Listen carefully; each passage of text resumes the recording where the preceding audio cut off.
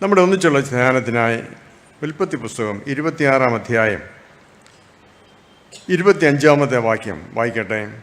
ഉൽപ്പത്തി പുസ്തകം 26-ാം അധ്യായം 25-ാം വാക്യം. അവിടെ അവൻ ഒരു യാഗപീഠം പണിതു, യഹോവയുടെ നാമത്തിൽ ആരാധിച്ചു. അവിടെ തൻ്റെ കൂടാരം അടിച്ചു.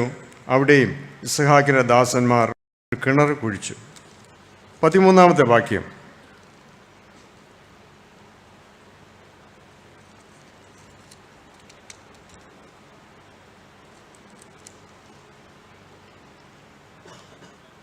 അവൻ വർദ്ധിച്ച് വർദ്ധിച്ച് മഹാധനവാനായി തീർന്നു. അവൻ വർദ്ധിച്ച് വർദ്ധിച്ച് മഹാധനവാനായി തീർന്നു. ഇതൊരു പണക്കാരുടെ കാലമാണ്, സുഭിക്ഷമാണ് എല്ലായിടത്തും. നമ്മൾ മാർക്കറ്റുകളൊക്കെ പോയി നോക്കിക്കേ, പച്ചക്കറികൾ, കായ്കനികൾ, ഫ്രൂട്ട്സ് എല്ലാം നിറഞ്ഞാണ് നിൽക്കുന്നത്. എത്രയോ കടകളാണ്. പട്ടണങ്ങളെല്ലാം ധാരാളം സ്വർണ്ണക്കടകൾ, സ്വർണ്ണത്തിന് കൂടാരം തീർത്തിരിക്കുകയാണ് എല്ലാ പട്ടണങ്ങളിലും. കാറുകൾ, പണ്ട് നമുക്ക് കലമണ്ണിലച്ഛനും ഡേവിഡ് അച്ഛനും ഒക്കെ മാത്രം 1-2 കാറുകളെ ഉണ്ടായിരുന്നു അച്ഛന്മാർക്ക്. ഇന്ന് അച്ഛന്മാരുടെ സമ്മേളനത്തിന് വരുമ്പോൾ കാർ ഇടാൻ സ്ഥലമില്ലാത്തൊരു കാലമായി തീർന്നില്ല.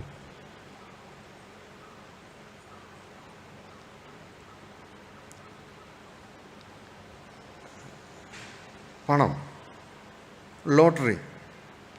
1965 DC കിഴക്കമറി 1 ലക്ഷം രൂപ, 1 രൂപ കൊടുത്താൽ ഒരു ലോട്ടറി ആരംഭിച്ചത്. അത് ഞാൻ ഹൈസ്കൂൾ പഠനം കഴിഞ്ഞ് കോളേജിലേക്ക് വരുന്ന സമയമാണ്. അപ്പോൾ അദ്ദേഹത്തിൻ്റെ ഒരു പരസ്യമുണ്ട്. 1 ലക്ഷം രൂപ, 1 രൂപ തൂക്കിയിട്ടാൽ 10 കിലോമീറ്റർ നീളം ഉണ്ടാവും. അപ്പോൾ ധനവാന്മാരാകാനുള്ള വ്യഗ്രത അന്നും ഇന്നും വളരെയാണ്. പണമുണ്ടാക്കാൻ വേണ്ടി എന്തും ചെയ്യാവുന്ന ഒരു കാലം പോലെയാണ്. കൊല്ലാം, കൊട്ടേഷൻ ഗ്രൂപ്പിനെ കൊണ്ടുവരാം, സ്വർണം കടത്താം, ഏത് വിധത്തിലെങ്കിലും പണമുണ്ടാക്കുക എന്നൊരു ചിന്ത മാത്രമാണുള്ളത്.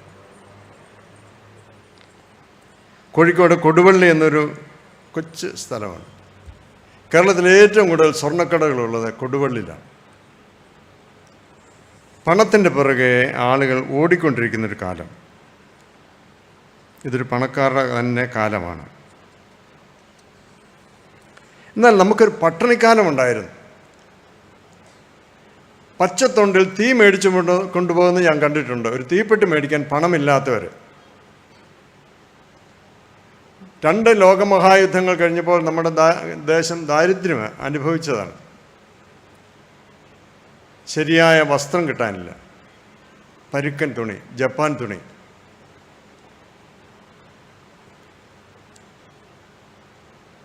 പന്നിയും പോത്തും കഴിച്ചുകൊണ്ടിരുന്ന പന അത് 100 അടയുണ്ടാക്കി കഴിച്ചിരുന്ന കാലം. ആരും കഴിക്കാൻ ഇഷ്ടമില്ലാത്ത ആഞ്ഞലിക്കുരു വറുത്ത് കഴിക്കുന്നൊരു കാലം. ഈ കാലത്താണ് മലബാറിലേക്ക് കുടിയേറ്റം. ഇവിടെ ഉണ്ടായിരുന്ന 10 സെൻറ്റ് വിറ്റ് മലബാറിൽ ചെന്നാൽ 10 ഏക്കർ വാങ്ങാം എന്നൊരു വ്യാമോഹത്തിൽ ആളുകൾ പോവുകയാണ്. മരിച്ച വീട് പോലെയായിരുന്നു ആളുകൾ മലബാറിലേക്ക് പോകുന്നവരും എങ്ങനെയാണ്? ഒരു തകരപ്പെട്ടി, ഒരു ചൂല്. ദാരിദ്ര്യം അതുപോലെ കൊടികുത്തിവാണ് ഒരു കാലം. നമുക്കിന്നൊരു പണക്കാരൻ യുവാവിനെ കുറിച്ച് പഠിക്കണം. ഇസ്ഹാക്ക് എന്നാണ് അദ്ദേഹത്തിൻ്റെ പേര്. അപ്പൻ ധനികൻ. ഭാര്യ പോലും ഈ ഭർത്താവിനെ യജമാനൻ എന്ന് വിളിച്ചെന്നാണ് പത്രോസ് അപ്പോസ്തലൻ പഠിപ്പിക്കുന്നത്. ആ വീട്ടിൽ തന്നെ 318 ബ്ലാക്ക് കാറ്റ്സ് എന്നിന്ന് നാം പറയുന്ന കൊച്ചു പട്ടാളക്കാരുണ്ടായിരുന്നു. ദേശം മുഴുവൻ ആടുമാടുകളെ കൊണ്ടും ദാസിദാസന്മാരെ കൊണ്ടും നിറഞ്ഞിരുന്ന ഒരു ഭവനം. ഇസ്ഹാക്ക് നല്ലൊരു കൃഷിക്കാരനാണ്. 100 മേനി വിളഞ്ഞെന്നാണ് പറയുന്നത്. ഒരു പറ വിതച്ചാൽ 100 പറ തിരിച്ചു കിട്ടുന്ന കൃഷിക്കാരൻ. കോട്ടയത്തെ പുഷ്പഫലമേള നടക്കുമ്പോൾ ഞാൻ കാണാൻ പോയിട്ടുണ്ട്. 6 അടി നീളമുള്ള കാച്ചിക്ക. ഞാൻ അത്ഭുതപ്പെട്ടു. കാച്ചിക്ക വളരുന്നതിലല്ല, ഇത് ഒടിയാതെ മുറിയാതെ എങ്ങനെ പറിച്ചെടുത്തു. നല്ല കൃഷിക്കാരൻ, നല്ല പണക്കാരൻ. എന്നാൽ പണക്കാരനായിരിക്കുന്നത് തെറ്റാണെന്ന് വേദപുസ്തകം പഠിപ്പിക്കുന്നില്ല. പണം ദൈവമായി കരുതരുത് എന്ന് മാത്രമാണ് വേദപുസ്തകം പഠിപ്പിക്കുന്നത്. ഇസ്ഹാക്ക് മഹാധനവാനായിരുന്നു. ഏത് വിധത്തിലാണ് ഈ യൗവനക്കാരൻ ധനികനായത് എന്ന് നമുക്ക് ചിന്തിക്കാം. അവിടെ അവൻ ഒരു യാഗപീഠം പണിതു, യഹോവയുടെ നാമത്തിൽ ആരാധിച്ചു. ഓൾട്ടർ അതൊരു പ്രാർത്ഥനയുടെ സിമ്പലാണ്, ഒരു ഐക്കണാണ്, ഒരു അടയാളമാണ്, ഒരു പ്രതീകമാണ്. Prayer is communication. സ്വയം പറഞ്ഞു തീർക്കുന്ന ഒരഭ്യാസമല്ല പ്രാർത്ഥന. It's A conversation. പിരിമുറുക്കമുള്ള ഒരു കാലത്ത് അത് അയക്കാൻ ഈ കോൺവെർസേഷൻ നല്ലതാണ്, ഒരു എക്സസൈസാണ്. അതുകൊണ്ടാണ് പ്രാർത്ഥിക്കുന്ന മധ്യത്തിൽ പലരും കരയുന്നത്. It's a talk between the God, the creator. ഹന്നായുടെ പ്രാർത്ഥന നല്ല പ്രാർത്ഥനയാണ്. ഹൃദയത്തിൻ്റെ പെയിനാണ് പുറത്തേക്ക് വരുന്നത്, ശബ്ദമില്ല. യഹോവ ഭക്തന്മാർ തമ്മിൽ സംസാരിച്ചു, യഹോവ കേട്ടു. അത്രമാത്രം ശ്രദ്ധയോടുകൂടെ നമ്മുടെ പ്രാർത്ഥന കേൾക്കുന്നൊരു ദൈവം. മലാഖി 3:16 അങ്ങനെയാണ് പറയുന്നത്, യഹോവ ഭക്തന്മാർ തമ്മിൽ സംസാരിച്ചു, യഹോവ കേട്ടു. ഇന്ന് സംസാരമുണ്ട്, എന്നാൽ ബന്ധം കുറവാണ്. മൊബൈൽ ഉപയോഗിക്കുന്നവരാണല്ലോ നാം എല്ലാവരും. Prayer is free out going call to God. No battery power, no charging, no network problem, no sim card, always good sign, and endless talk time. Keep praying. പ്രാർത്ഥിച്ചുകൊണ്ടേ ഇരിക്കുക. ഇസ്രായേലിൽ ഏലിയാവിൻ്റെ കാലം. ദൈവത്തെ മറന്ന രാജാവും പ്രജകളും. ദൈവാരാധന നഷ്ടപ്പെട്ട ഒരു കാലം. രാജാക്കന്മാരുടെ പുസ്തകം 1-ാം പുസ്തകം 18-ാം അധ്യായം 30. ഏലിയാവ് ബാലിൻ്റെ പ്രവാചകന്മാരുമായിട്ടൊരു പന്തയം വെക്കുന്നു. പ്രാർത്ഥന കൊണ്ട് ശബ്ദം ഉത്തരമരുളുന്ന ദൈവം ആണ് യഥാർത്ഥ ദൈവം. യാഗപീഠം കർമ്മേൽ പർവ്വതത്തിൽ ഇടിഞ്ഞു കിടക്കുന്നു. പ്രവാചകൻ ആ 12 കല്ലും എടുത്തു യാഗപീഠം പണിതു. അവിടെ ഹോമയാഗം കഴിക്കുന്നു. തീ കൊണ്ട് ദൈവം ഉത്തരമരുളുന്നു. ഏലിയാവിൻ്റെ പ്രാർത്ഥനയാണ്, ഉത്തരമരുളണമേ കർത്താവേ എന്ന് പറഞ്ഞത്. വിശുദ്ധ കുർബാന മധ്യേ പുരോഹിതന്മാർ, പട്ടക്കാർ, കർത്താവേ ഞങ്ങളോട് ഉത്തരമരുളി ചെയ്യണമേ എന്നുള്ള പ്രാർത്ഥന ഏലിയാവിൻ്റെ പ്രാർത്ഥന എടുത്തതാണ്. കർത്താവേ എന്നോട് ഉത്തരമരുളി, ഈ ജനത്തോട് ഉത്തരമരുളണമേ, പ്രാർത്ഥനയ്ക്ക് ഉത്തരം തരണമേ കർത്താവേ എന്ന് പ്രാർത്ഥിക്കും. പ്രാർത്ഥന ഒരു ആത്മീയ പോരാട്ടമാണ്.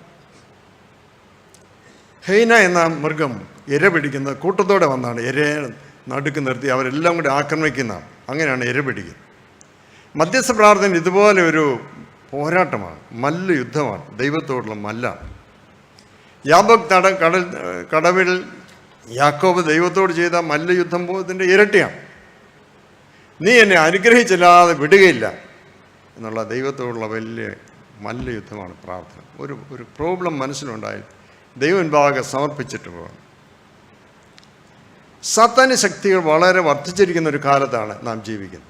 മറ്റെല്ലാ തരങ്ങളും satanic power is more powerful than that of any other time. അത് സഭയ്ക്കുള്ളിലുണ്ട്, വിശ്വാസികളുടെ കൂട്ടത്തിലുണ്ട്, സമൂഹത്തിലുണ്ട്, രാജ്യങ്ങൾ തമ്മിലുണ്ട്. എല്ലായിടത്തും പവർ വർദ്ധിച്ചിട്ടുണ്ട്. എവിടെയാണ് വർദ്ധിക്കുന്നത് ചോദിച്ചാൽ, പ്രാർത്ഥന കുറയുമ്പോൾ ബലം കുറയുന്ന മനുഷ്യൻ്റെ മുമ്പിൽ സാത്താൻ മുമ്പിൽ നിൽക്കും. 40 ദിവസം ഉപദേശിച്ചപ്പോൾ കർത്താവിന് ഇത് തന്നെ ഉണ്ടായി. സാത്താൻ അടുത്തു വന്നു. എന്നാൽ പ്രാർത്ഥനയുടെ ശക്തി കൊണ്ടാണ് കർത്താവിന് സാത്താനെ ജയിക്കാനായിട്ട് സാധിച്ചത്. മിഷൻ എന്താണെന്നുള്ളതിനെക്കുറിച്ച് സാത്താൻ പല പ്രലോഭനങ്ങൾ കൊടുക്കുകയാണ്. നിക്കോദിമോസ് വന്ന് യേശുവിനോട് ചോദിക്കുന്നു, what is your plan, how you are going to save these people?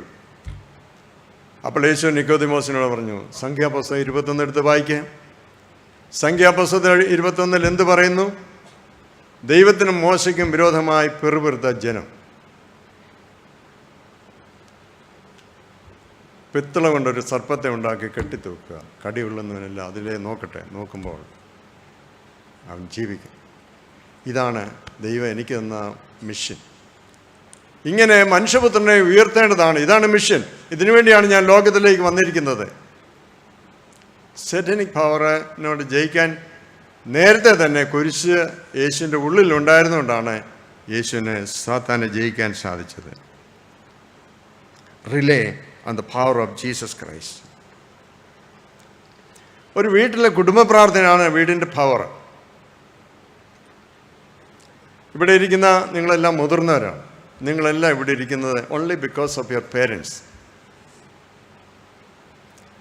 പ്രാർത്ഥനയുടെ കണിശം, ജാഗ്രത, അതിലാണ് ഒരു സഭ ഉറച്ചു നിൽക്കുന്നത്, പിടിച്ചു നിൽക്കുന്നത്. ഒരു ക്രിസ്ത്യൻ ഫാമിലി അതിൻ്റെ പവർ കാണിച്ചു കൊടുക്കുന്നത്. സത്യം, നീതി, സമാധാനം, വിശ്വാസം എന്ന പരിച, സ്ഥിരതയോടുകൂടിയുള്ളൊരു പ്രാർത്ഥന.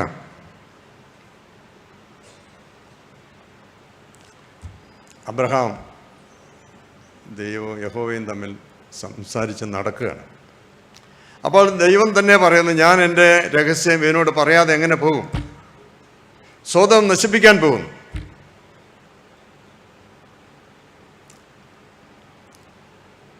അബ്രഹാമിൻ്റെ ദുഃഖം കാണും എന്നാ അതിന് ചോദിച്ചു.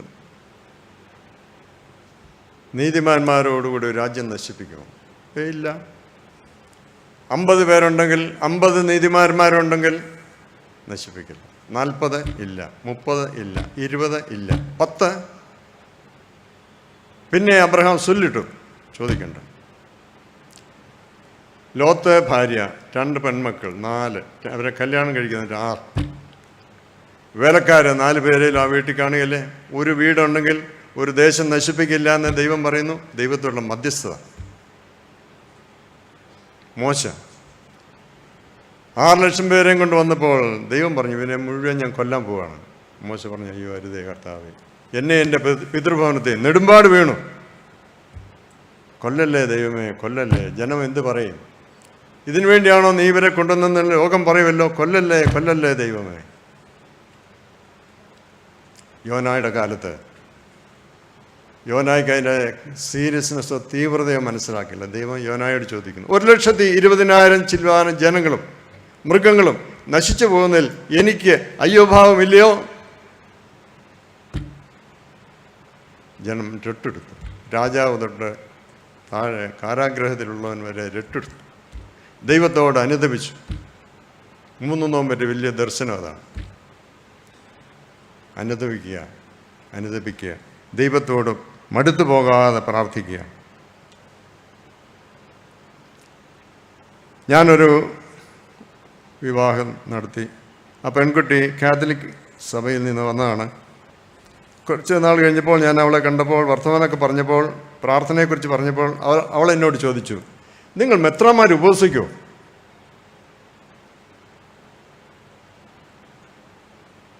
കിടുങ്ങിപ്പോകും. ഞാൻ അവളോട് ചോദിച്ചു, നീ എന്നൊക്കെയാണ് ഉപവസിക്കുന്നത്? എല്ലാ ചൊവ്വാഴ്ചയും. തിരുമേനിക്ക് അറിയാമല്ലോ, ഞങ്ങൾക്കൊരു മകളുണ്ട്, ഉണ്ടായതേ ഉള്ളൂ. എല്ലാ ചൊവ്വാഴ്ചയും ഞാൻ അവൾക്ക് വേണ്ടി വേർതിരിച്ചിരിക്കുകയാണ്. അവൾക്ക് വേണ്ടി പ്രാർത്ഥിക്കും, ഭക്ഷണം കഴിക്കാതെ പ്രാർത്ഥിക്കും. എല്ലാ വെള്ളിയാഴ്ചയും എൻ്റെ കുടുംബത്തിന് വേണ്ടി പ്രാർത്ഥിക്കും.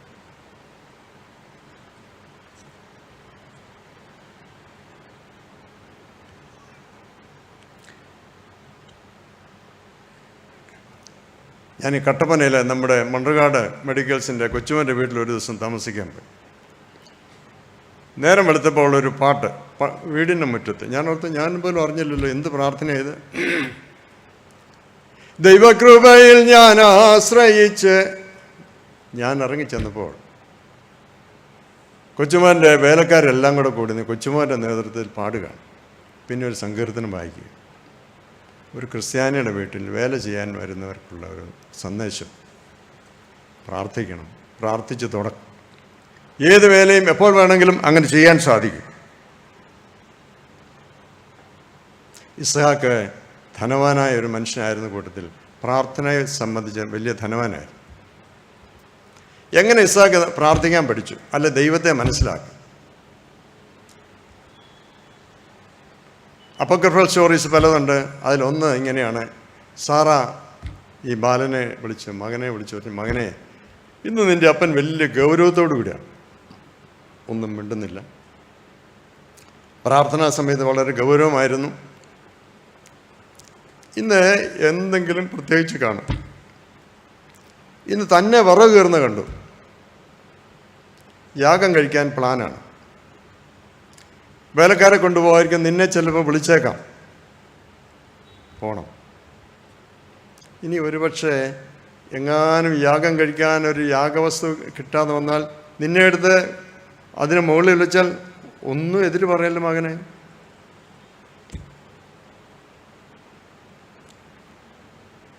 അത് തന്നെ സംഭവിച്ചു. ഇസ്ഹാക്കിനെ കിടത്തിയ ശേഷം അബ്രഹാം കത്തി കയറി മുകളിലോട്ട് നോക്കുമ്പോൾ ഇതാ ദൈവം സ്വർഗത്തിൽ നിന്ന് ഇറങ്ങി വരുന്നു. അബ്രഹാം കാണുന്നതിന് മുമ്പേ ഈ കൊച്ചു ബാലനായിരിക്കും കണ്ടത് ദൈവം ഇറങ്ങി വരുന്നത്. പ്രാർത്ഥനയുടെ ഭാവം, ദൈവത്തിലുള്ള വിശ്വാസത്തിൻ്റെ ആഴം. ഈ ഇസ്ഹാക്ക് പ്രാർത്ഥനാ ജീവിതത്തിൽ ധന്യനായിരുന്നു. ഒരു കല്യാണം കഴിക്കാൻ പോകുമ്പോൾ ആരൊക്കെ എന്തൊക്കെ ഒരുങ്ങണം? ഇന്ന് നല്ല പൊടിപൊടിപ്പൻ കല്യാണങ്ങളാണ്. തോഴ്മയ്ക്ക് 12 പിള്ളേർ, അതിൻ്റെ പുറകിൽ പിന്നെ ആളുകൾ.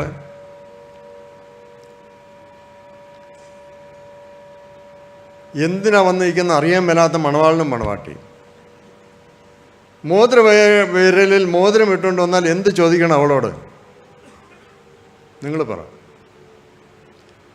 വിരലിൽ മോതിരം ഇട്ടുകൊണ്ട് വരുന്ന മണവാട്ടിയോട് എന്ത് ചോദിക്കണം കാർമയിൽ?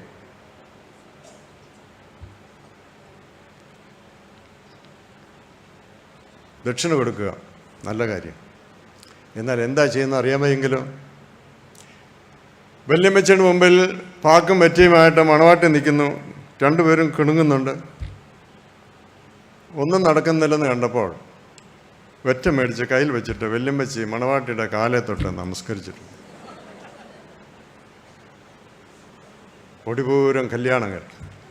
എന്താ നടക്കുന്ന അറിയാൻ മേലാത്ത മണവാളിനും മണവാട്ടിയും, പ്രാർത്ഥനയിൽ ശ്രദ്ധിക്കാത്തവർ. കാർമികനേക്കാൾ കൂടുതൽ ഫോട്ടോഗ്രാഫർമാരെ ഇഷ്ടപ്പെടുന്നവർ. പൊട്ടി പോകുന്ന കല്യാണം.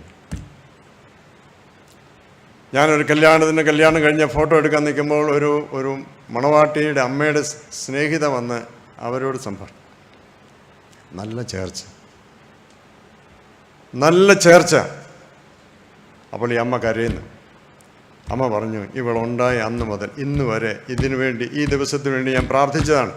പ്രാർത്ഥനയുടെ സമ്മാനമാണ് ദൈവം തന്നതാണ്. എപ്പോഴൊക്കെ പ്രാർത്ഥിക്കണം? എന്തിനു വേണ്ടി പ്രാർത്ഥിക്കണം?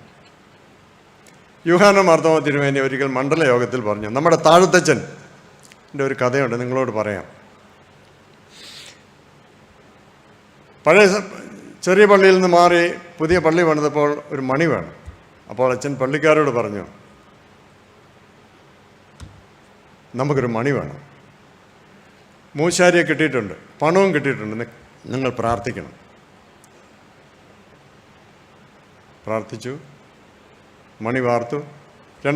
രണ്ടാഴ്ച കഴിഞ്ഞപ്പോൾ മൂശാരി വന്ന് അച്ഛനോട് പറഞ്ഞു, അച്ഛോ മണിയൊക്കെ വാർത്തു, നല്ല ശബ്ദമുണ്ട്. പക്ഷെ അച്ഛോ നാക്ക് വാർക്കാൻ മറന്നുപോയി. അച്ഛൻ പറഞ്ഞു, നീ അതങ്ങ് വാർത്തോ. ഒരാഴ്ച കഴിഞ്ഞാൽ മൂശാരി വന്ന് പറഞ്ഞു, അച്ഛോ നാക്ക് വാർത്ത് പക്ഷേ പൊട്ടിപ്പോയി. പിറ്റേ ആഴ്ചയിൽ അച്ഛൻ പറഞ്ഞു, പ്രിയപ്പെട്ടവരെ, മണി വാർക്കുമ്പോൾ മാത്രം ദൈവം മതി എന്നൊരു ചിന്തയുണ്ടായിരുന്നു. ഞാൻ നാക്ക് വാർക്കുന്ന കാര്യം നിങ്ങളോട് പറഞ്ഞില്ലല്ലോ, പ്രാർത്ഥിച്ചില്ലല്ലോ, പൊട്ടിപ്പോയി. ചെറിയ കാര്യങ്ങളിലും ദൈവത്തോട് നമുക്ക് അനുവാദവും ദൈവത്തോട് കമ്മ്യൂണിക്കേഷൻ നടക്കണം. പ്രാർത്ഥന അതിന് വലുതാണ്. ഡോക്ടർ ബാബു പോൾ ഈ കോട്ടയം കളക്ടറായിരുന്നു. ഒരിക്കൽ ഞങ്ങൾ യുവജനസഖ്യ മീറ്റിങ്ങിൽ അദ്ദേഹം വന്നു. അദ്ദേഹം പറഞ്ഞു, എനിക്ക് എൻ്റെ ഡെപ്യൂട്ടി കളക്ടർ ധിക്കാരിയാണ്, രാജസ്ഥാൻകാരനാണ്, എന്നും ഉടക്കാണ്, ഒരു വർക്കും ചെയ്യാൻ സമ്മതിക്കുന്നില്ല. അപ്പോൾ ബാബുപോളിൻ്റെ അപ്പൻ പൗലോസ് അച്ഛനോട് പറഞ്ഞു, ഇങ്ങനൊരു പ്രോബ്ലം ഉണ്ട് എനിക്ക്. അപ്പോൾ അച്ഛൻ ചോദിച്ചു, do you ever pray for that person? ആ മനുഷ്യന് വേണ്ടി നീ എന്തെങ്കിലും പ്രാർത്ഥിക്കുന്നുണ്ടോ? എന്തെങ്കിലും പ്രാർത്ഥിച്ചിട്ടുണ്ടോ? അപ്പോൾ പ്രാർത്ഥിച്ചിട്ടില്ല. അപ്പോൾ ബാബു പറഞ്ഞു, അടുത്ത 3 മാസം അതിനു വേണ്ടി പ്രാർത്ഥിക്കും. 6 മാസം കഴിഞ്ഞപ്പോൾ ഇവിടുന്ന് സ്ഥലം മാറി രാജസ്ഥാനിൽ പോയ കളക്ടർ പറഞ്ഞു, ബാബു, നിങ്ങളോട് എനിക്ക് വിരോധമുണ്ടായിരുന്നു, പിണക്കമായിരുന്നു. എന്നാൽ ഇപ്പോൾ ഞാൻ വിചാരിക്കുന്നു, മനസ്സിലാക്കുന്നു, കുറ്റം എൻ്റേതാണ്, എന്നോട് പൊറുക്കുക. ഏത് കാര്യത്തിലൊക്കെയാണ് നമുക്ക് ഈ പ്രാർത്ഥനാ ജീവിതം മുന്നോട്ട് കൊണ്ടുപോകാനായിട്ട് കഴിയുന്നത്? പ്രാർത്ഥനാ ജീവിതം ഇല്ലാതെ പോകുന്ന അനുഭവം എവിടെയാണ്? പരിശുദ്ധ പരിമല തിരുമേനിയുടെ വാക്കുകൾ ഇങ്ങനെയാണ്: പ്രാർത്ഥന എന്നുള്ളത് ശൈശവത്തിലെ ഉത്സാഹവും യൗവനത്തിലെ ആശ്രയവും വാർദ്ധക്യത്തിലെ ബലവുമാണ്.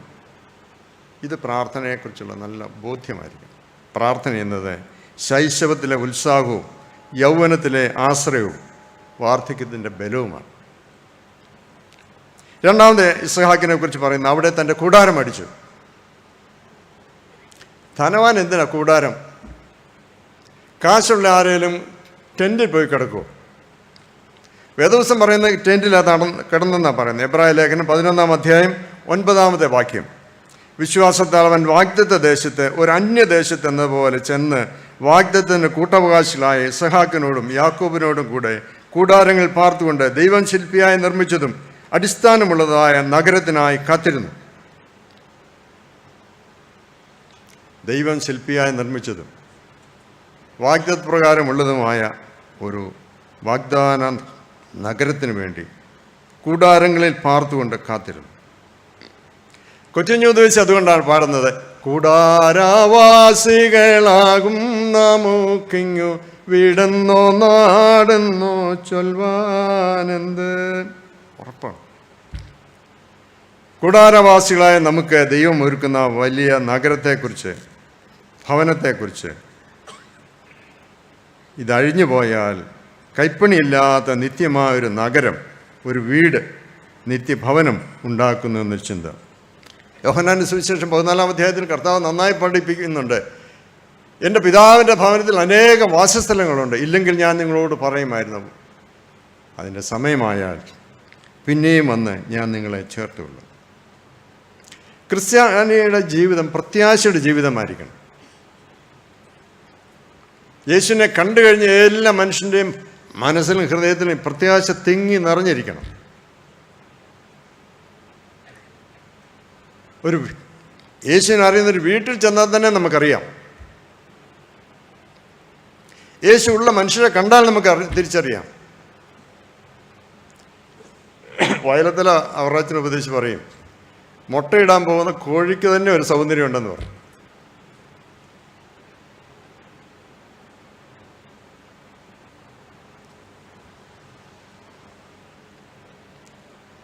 ഞങ്ങൾ ഉപയോഗിക്കുന്ന കുരിശിന് സ്ലീബ എന്ന് പറയും.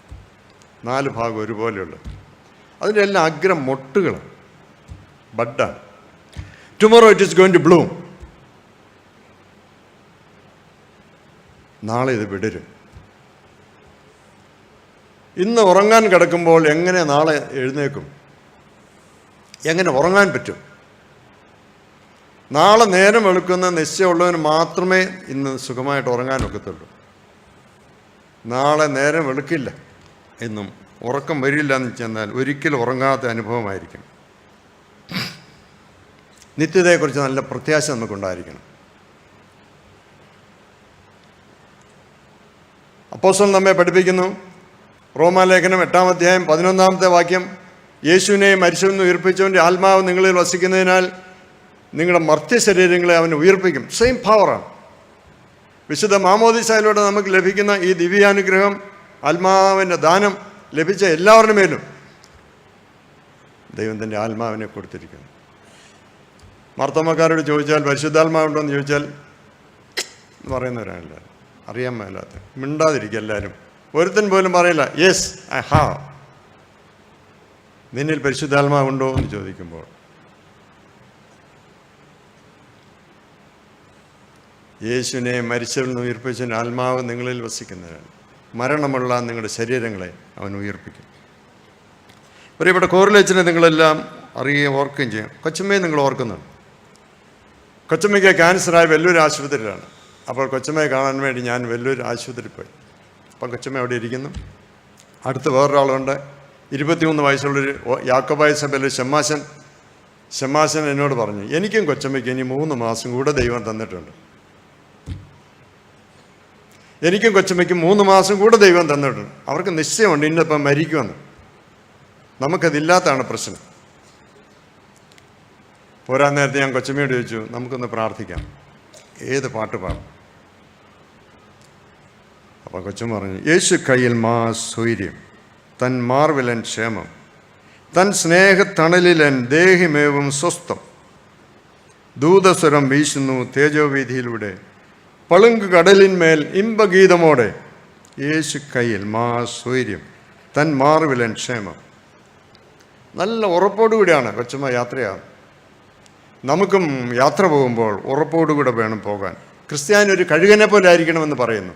ഭക്ഷണത്തിന് വേണ്ടി മാത്രം താഴെ, ജീവിതം മുഴുവൻ ഉയരത്തിൽ, ഉന്നത ദർശനത്തോടുകൂടെ ജീവിതം കഴിക്കണം. ചില ആളുകൾ ഭക്ഷണത്തിന് വേണ്ടി മാത്രമാണ് ജീവിക്കുന്നത്. അതുകൊണ്ടാണ് കർത്താവ് നമ്മെ പഠിപ്പിച്ചത്, മനുഷ്യൻ പുത്രൻ മനുഷ്യർ ഭക്ഷണത്തിൽ കൊണ്ട് മാത്രമല്ല ദൈവത്തിൻ്റെ വചനം കൊണ്ടുകൂടെ ജീവിക്കണം. ആഗൽ കർസ എന്ന വലിയ മനുഷ്യനെ നമ്മൾ കേട്ടിട്ടുണ്ടല്ലോ, ആഗൽ കർസ. എന്നാൽ ആരാണ് ഈ ആളെന്ന് നമുക്ക് മനസ്സിലാകുന്നത്. തീറ്റിപ്രിയൻ എന്നാണ് ശരിയായ അർത്ഥം. ഭക്ഷണപ്രിയൻ, ജഡമയൻ, ലോകത്തിന് വേണ്ടി ജീവിക്കുന്നവർ, അതിനപ്പുറം ഒന്നും ചിന്തിക്കാതെ ജീവിക്കുന്നവർ. ആഗൽ കർസയുടെ ബന്ധനം. യേശുവിൻ്റെ പരീക്ഷയും ഭക്ഷണകാര്യത്തിലായിരുന്നു. എന്നാൽ ഭക്ഷണത്തെ യേശു അതിജീവിച്ച് അങ്ങനെയാണ്. ഒരു ഭക്ഷണം കൊണ്ടാണ് പറുദീസ നമുക്ക് നഷ്ടപ്പെട്ടെങ്കിൽ വിശുദ്ധ കുർബാന എന്നൊരു ഭക്ഷണത്തിലൂടെയാണ് നമുക്ക് തിരിച്ച് ഏദനിലേക്ക് പോകാൻ ദൈവം വഴിയൊരുക്കുന്നത്. നിത്യതയെക്കുറിച്ചുള്ള വലിയ ബന്ധം.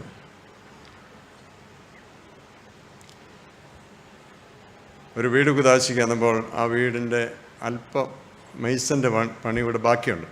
വന്നവരെല്ലാം പറഞ്ഞു, എടാ ലക്ഷക്കണക്കിന് രൂപ മുടക്കിയിട്ട് ഈ ഒരല്പം കൂടെ ഒരു മേസ്ത്രിയെ നിർത്തി ഒരു ചാക്ക് സിമെൻ്റ് ഉണ്ടെങ്കിൽ തീരാവുന്നതല്ല ഇത്. അപ്പോൾ അദ്ദേഹം പറഞ്ഞു, പർപ്പസായിട്ട് ഞാൻ ചെയ്യിക്കാതിരുന്നതാണ്. എന്ന് ഞാൻ ഈ വീട്ടിൽ കയറിയാൽ ഈ വീട് എന്നോട് സംസാരിക്കണം. ഇത് കുറച്ച് കാലത്തേക്ക് മാത്രമുള്ളതാണ്. This is only A temporary arrangement. ഇവിടെ എന്നും താമസിക്കാൻ ഒക്കത്തില്ല. സഹോദരങ്ങളെ, ഇന്ന് നാം വീടുകളിൽ സംസാരിക്കുന്നു, നാളെ ശവക്കുഴികളിൽ മൗനതയുള്ളവരാകുന്നു. ദിവസം തോറും ഇതോർക്കുന്നവൻ ഭാഗ്യവാൻ. സഭ പഠിപ്പിക്കുകയാണ്. സഹോദരങ്ങളെ, ഇന്ന് നാം വീടുകളിൽ സംസാരിക്കുന്നു, നാളെ ശവക്കുഴികളിൽ മൗനതയുള്ളവരാകും. ദിവസം തോറും ഇത് ഓർക്കുന്നവൻ. മരിക്കാൻ ഒരുങ്ങുന്നവന് മാത്രമേ നന്നായി ജീവിപ്പാൻ കഴിയത്തുള്ളൂ. മരണത്തിന് ശേഷം എന്താകുന്നുള്ള നല്ല നിശ്ചയം പഠിപ്പിക്കാൻ തന്നെയാണ് ദൈവം ഒരു മനുഷ്യനായിട്ട് അവതരിച്ചത്. വേറെ ഒരു പരിപാടിയില്ലായിരുന്നു. There is a life here after. ഇതിന് ശേഷം ഒരു ജീവിതമുണ്ട്. കുരങ്ങനെ പോലെയാണ് നമ്മളെല്ലാവരും. കുരങ്ങനെ വെടിവെച്ചാലും രക്തം വാർന്നാലും അല്പം എടുത്ത് മണത്തിട്ട് ഒന്നും സംഭവിക്കാത്ത രീതിയിൽ ജീവിക്കും. നമ്മളും അങ്ങനെ തന്നെ. 5 മിനിറ്റിനുള്ളിൽ ഇവൻ താഴോട്ട് പോകും.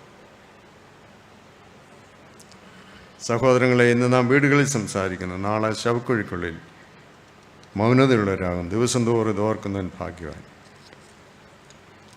3 ഇസ്ഹാക്കിൻ്റെ ദാസന്മാർ അവിടെ ഒരു കിണർ കുഴിച്ചു. എന്താ കിണർ കുഴിക്കുന്നത്? ഇത്ര പ്രത്യേകത. വെള്ളത്തിന് ഏറ്റവും ദാരിദ്ര്യമുള്ള ഒരു രാജ്യമാണ് ഇസ്രായേൽ. എത്ര കുഴിച്ചാലും വെള്ളമില്ലാത്ത രാജ്യം.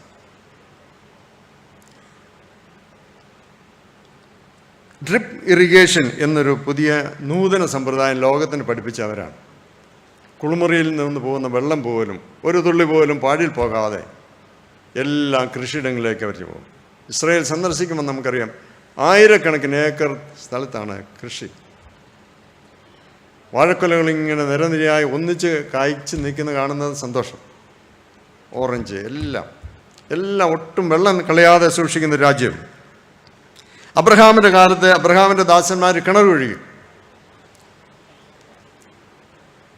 ഒന്നിൽ ഈ കിണറ് അബിമേലേക്കിൻ്റെ ആളുകൾ, ഫെലിസ്തീൻ്റെ ആളുകൾ വന്ന് കൈവശപ്പെടുത്തും, അല്ലെങ്കിൽ മൂടിക്കളയും. വഴക്കാണ്. ഇതിലാണ് ഓണർഷിപ്പിൻ്റെ വഴക്കാണ്. അബ്രഹാമിൻ്റെ കാലം കഴിഞ്ഞു. ഇസ്ഹാക്ക് രാജ്യഭാരം ഏൽക്കുമ്പോൾ അവനൊരു ചിന്തയുണ്ട്, എൻ്റെ അപ്പൻ കുഴിച്ച കിണറെല്ലാം വീണ്ടും ഒന്ന് കുഴിക്കണം, അതിൽ നിന്ന് കുടിക്കണം. ഞങ്ങളുടെ പിതാക്കന്മാരുടെ ദൈവമേ എന്നൊരു നല്ല പ്രാർത്ഥനയുണ്ട്. അബ്രഹാമിൻ്റെ ഇസ്ഹാക്കിൻ്റെയും ദൈവമേ. നമ്മളാരും യഹൂദന്മാരായിട്ട് പ്രാർത്ഥിക്കുന്നതല്ല. അപ്പോസ്തലൻ നമ്മെ പഠിപ്പിക്കുന്നത്. വിശ്വാസികളാണ് അബ്രഹാമിൻ്റെ മക്കൾ. അബ്രഹാമിൻ്റെ വിശ്വാസം എനിക്ക് തരണമേ ദൈവമേ, എൻ്റെ അപ്പൻ്റെ വിശ്വാസം എനിക്ക് തരണമേ ദൈവമേ, ഞങ്ങളുടെ പിതാക്കന്മാരുടെ ദൈവമേ. മൂടിയ കിണറുകളെല്ലാം ഇസ്ഹാക്കിൻ്റെ ദാസന്മാർ തുറന്നു. കിണർ നന്മയുടെ ഒരു പ്രതീകമാണ്, ജീവൻ്റെ പ്രതീകം കൂടിയാണ്. അതാണ് ഒരു വീട് പണിയുന്നതിന് ആദ്യം പണി കഴിപ്പിക്കുന്ന ഒരു കിണറാണ്. അതാണ് ഐശ്വര്യം. അതൊരു ചിഹ്നവും അടയാളമാണ്, ജീവൻ്റെ തുടിപ്പാണ്. യിരെമ്യാ പ്രവചൻ പറയുന്നു, എൻ്റെ ജനം 2 ദോഷം ചെയ്തു. അവർ ജീവജലത്തിൻ്റെ ഉറവയായി എന്നെ ഉപേക്ഷിച്ചു, വെള്ളമില്ലാത്ത പൊട്ടക്കിണറുകളെ കുഴിച്ചിരിക്കുന്നു. എൻ്റെ ജനം 2 ദോഷം ചെയ്തു. സഭ വിട്ടുപോയ എത്രയോ ആളുകളുണ്ട്. എനിക്ക് വളരെ സന്തോഷമുണ്ട്. അടൂര് ഞാൻ ശുശ്രൂഷ ചെയ്യുമ്പോൾ അച്ഛന്മാരോടും ഉപദേശിമാരോടും പറഞ്ഞു, പോയതിനോടൊക്കെ തിരിച്ചു വരാൻ പറയണം. നീ ഇവിടെ ഇട്ട കസേര ഇവിടെ ഇപ്പോഴും കിടപ്പുണ്ടെന്ന് പറഞ്ഞു. 300 പേരാണ് തിരിച്ചു വന്നത്.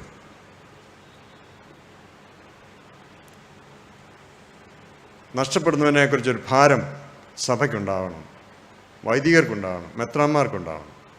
നഷ്ടപ്പെടുന്നതിനെക്കുറിച്ചൊരു ഭാരം നമുക്കുണ്ടാവണം. പിതാക്കന്മാരുടെ വിശ്വാസത്തിൻ്റെ പിന്തുടർച്ച അതിന് മങ്ങലേറ്റിരിക്കുകയാണ്. കൂദാശ വേളകളിൽ കുട്ടികളെ കാണാനില്ല.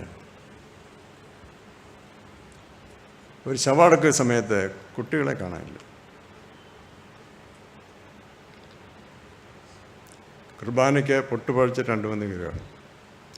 ഇന്ന് ഞങ്ങൾക്ക് ബൊക്കെ തന്ന 2 പിള്ളേരും അതിലെ ഓടി നടക്കുന്ന 4 പേരൊഴിച്ച് ഒരുത്തിനും ഇവിടെ വന്നിട്ടില്ല. നിങ്ങൾ മാത്രം സ്വർഗത്തിൽ പോയാൽ മതിയോ? എന്തുകൊണ്ടാണ് ഈ മുമ്പിൽ ഇട്ടിരിക്കുന്ന കയറ്റുമ അവർക്ക് വേണ്ടിയുള്ളതാണ്. കസേരയിൽ ഇരുത്തരുത് അവരെ. നിലത്തിരുന്നവന് മാത്രമേ കസേര ഇരിക്കാൻ അനുവാദമുള്ളൂ. പഠിപ്പിക്കണം. This is reserved for you. തിരുമേനി പറഞ്ഞില്ലേ ആളുകളൊക്കെ വരണമെന്ന്. നാളെ പിള്ളേരും കൊണ്ട് വേണം വരാൻ, അല്ലാത്തൊരു വരണ്ട. അവരെ കണ്ട് നിങ്ങൾ ആരാണെന്നും നിങ്ങളിവിടെ എന്ത് ചെയ്യുന്നതെന്നും പിതാക്കന്മാരും ഉപദേശിമാരും എന്ത് പറയുന്നതെന്നും കേൾക്കണം. ഇല്ലേൽ കുറച്ച് കഴിയുമ്പോൾ 5-10 വർഷം കഴിയുമ്പോൾ ഈ കൺവെൻഷൻ പൂട്ടിക്കെട്ടി പോകേണ്ടി വരും. നമുക്കിപ്പോൾ വളരെ സുഖമാണ്. പന്തൽ, ഫാന്, വെള്ളം വിരിച്ച സ്ഥലം എല്ലാം 3 മെത്രാന്മാർ എല്ലാം ഭയങ്കര കേമമാണ്. മക്കളെവിടെ? ബാലനില്ലാതെ ഞാൻ എങ്ങനെ അപ്പൻ്റെ അടുത്ത് ചെല്ലും? യഹൂദ ജോസഫിനോട് പറഞ്ഞതാണ്. ബെന്യാമിനെ ഇവിടെ ഇട്ടിട്ട് പോകാൻ പറഞ്ഞപ്പോൾ പറഞ്ഞു, ബാലനില്ലാതെ എങ്ങനെ പോകും? ബാലനില്ലാതെ എങ്ങനെ ഞാൻ അപ്പൻ്റെ അടുത്ത് ചെല്ലും? ഈ ഒരു ഭാരം ഇവിടെ ഇരിക്കുന്ന എല്ലാവർക്കും ഉണ്ടാവണം. നാളെ കഴിഞ്ഞും വരാൻ പറ്റില്ലേ? ശനിയും ഞായറാഴ്ചയും നിങ്ങളുടെ കുഞ്ഞുങ്ങളെല്ലാവരും കൊണ്ടുവന്ന് ഇവിടെ ഇരുത്തണം.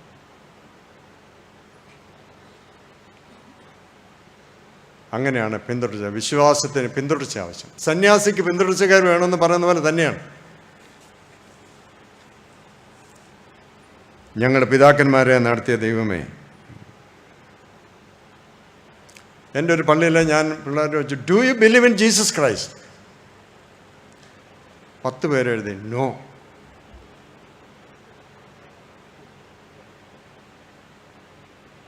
ഇന്നും അതിൻ്റെ വേദന എനിക്കുണ്ട്. No. Do you believe in Jesus Christ? നമ്മളിങ്ങനെ കുറച്ച് പേര് മാത്രം മതിയോ? പന്തലിൽ കയറാത്ത എത്ര പേരാണുള്ളത്? Do you believe in Jesus Christ? No.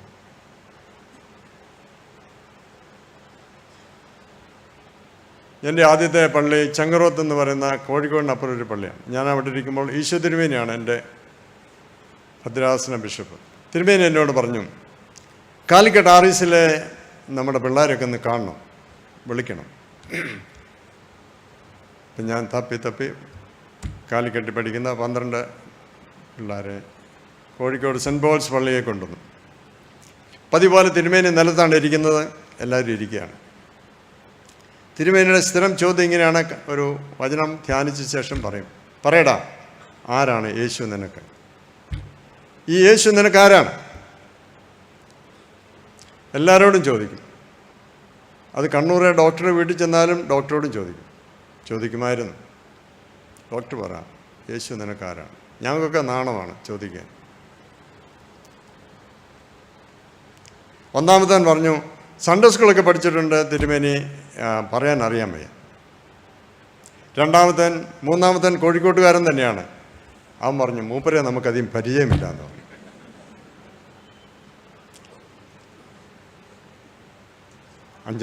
ആറാമത്തവൻ ഒരെട്ടാമൻ പൊങ്ങിയിട്ട് പറഞ്ഞു, bishop, I know this Lord Jesus Christ through my grand mother.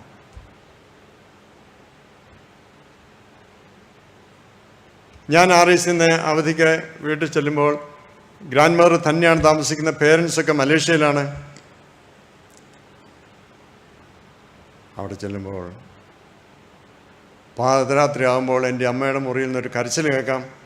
ആദ്യമൊക്കെ ഞാൻ വിചാരിച്ചു ഹെഡേക്ക് ഉണ്ടായിരിക്കും, വയറ്റുവേദന ഉണ്ടായിരിക്കും. അതൊരു കണ്ടിന്യൂസ് പ്രോസസ്സായി കഴിഞ്ഞപ്പോൾ എന്താണെന്നറിയാൻ കഥവ് പയ്യെ ഫീൽ ചെയ്ത് നോക്കിയപ്പോൾ എൻ്റെ ഗ്രാൻഡ് മദർ മുട്ടുകുത്തി കട്ടിൽമേൽ ഇരുന്നുകൊണ്ട് കരയുകയാണ്. ഇടയ്ക്കിടയ്ക്ക് മൂക്ക് ചുറ്റുന്നുണ്ട്.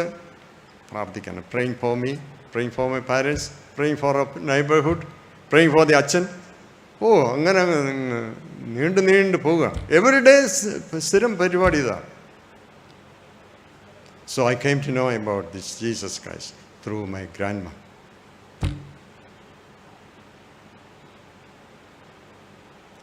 നിങ്ങളുടെ പിള്ളേരോ കൊച്ചുമക്കളോ ഇങ്ങനെ പറയുമെങ്കിൽ ഇനി കൺവെൻഷന് വന്നില്ലേലും കുഴപ്പമില്ല.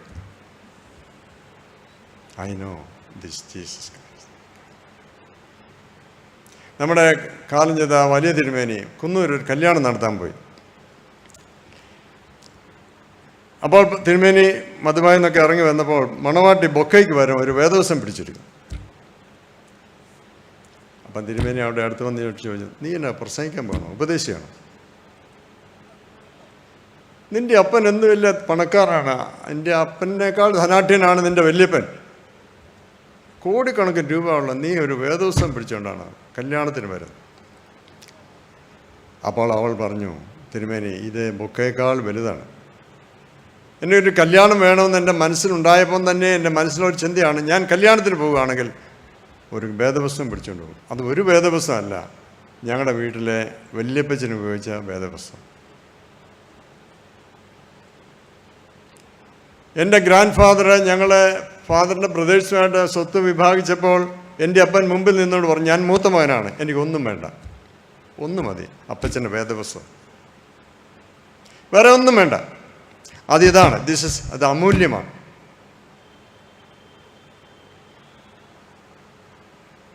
ഇസ്ഹാക്ക് വർദ്ധിച്ച് മഹാധനവാനായി തീർന്ന് അവൻ്റെ അപ്പൻ്റെ ദൈവത്തിൽ ഉള്ള അചഞ്ചലമായ വിശ്വാസം, അത് കമ്പിടാൻ മുമ്പോട്ട് പോകാനുള്ള വ്യഗ്രത. ഇസ്ഹാക്കിൻ്റെ ധനം പ്രാർത്ഥനയിലായിരുന്നു. ഇസ്ഹാക്കിൻ്റെ ധനം സ്വർഗത്തെക്കുറിച്ചുള്ള ദർശനത്തിലായിരുന്നു. ഇസ്ഹാക്കിൻ്റെ ധനം നിത്യതയെക്കുറിച്ചുള്ള ദർശനത്തോടൊപ്പം തന്നെ അപ്പൻ്റെ ദൈവത്തെ ആശ്രയിച്ചിട്ടുള്ള ചിന്തയാണ്.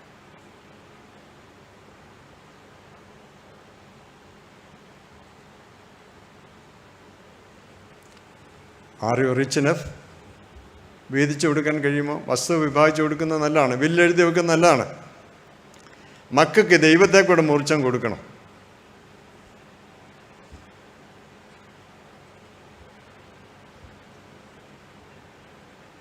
എൻ്റെ സമ്പത്തെന്നു ചൊല്ലുവാൻ വേറെയില്ലൊന്നും, യേശു മാത്രം സമ്പത്താകുന്നു. ചാവിനെ വെന്നുയർത്താവൻ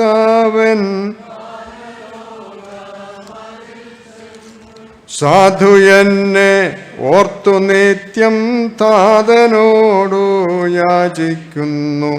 എൻ്റെ സമ്പത്തെന്നു ചൊല്ലുവാൻ